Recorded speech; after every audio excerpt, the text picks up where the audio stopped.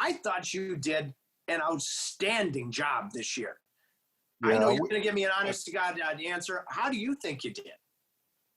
Yeah, I think the staff did one of the best jobs we've ever done, in truth.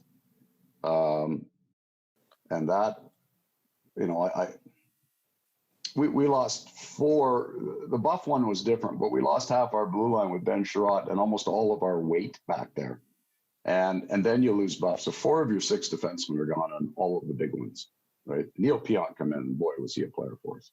And then we found some really good men in there, and we scratched and clawed. But the Brian Little injury, so if you lose your number 2 centerman and your number 1 defenseman, after you've kind of gone through this transition where you've lost 4 or 5 really important guys, that I would have thought would have broke most of the team. So I would say that what I'm talking about is in the scope that the coaching staff has an impact, we were really good. But the story there isn't that the coaches got this team to survive. It was our leadership, like Blake Wheeler going from wing to centerman, and his numbers go way down because of it, because he's not playing with Mark and with KC, and then all of our other injuries. The year that Connor Hellebuck had, the November that he had made all of it possible, because we were we're losing players. Our injuries were insurmountable on top of the back end.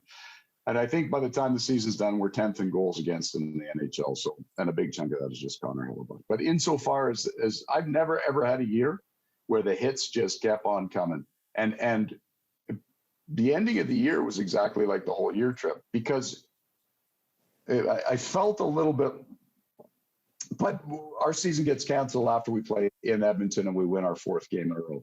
And we were finally healthy. We had our whole team in, and we had added Aikens and we'd added DeMello.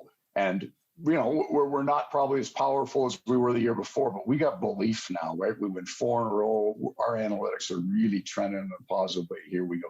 And the best part, we had a terrible schedule. Our schedule for the last month was Christmas. It was 3 games in 5-day blocks with 2 days in between. We had 1 back-to-back in the last month of the season. Like we're only 2 points behind Dallas, man. We're on a roll. Boom, the season ends. We come back. We got a whole bunch of challenges with the COVID, and I don't mean to say that lightly. There are people out there who had far greater challenges than we did. And then we go in 2 minutes and we lose our number 1 center. By the end of the game, we lose our shooter and we lose one of our top penalty killers. And you're going like uncle, So it was by far the most challenging year of hits that I've ever had. And maybe the most rewarding in watching guys like Mark Scheifele and Blake Wheeler and Josh Morrissey. And that doesn't do it justice, because Nathan Boyo and those kind of guys, we had some really good competitive men give everything they had. So you asked that question at the start about getting into a room, Andrew Ladd said, and telling them you got more to give, you got more to give. And I did that as hard this year.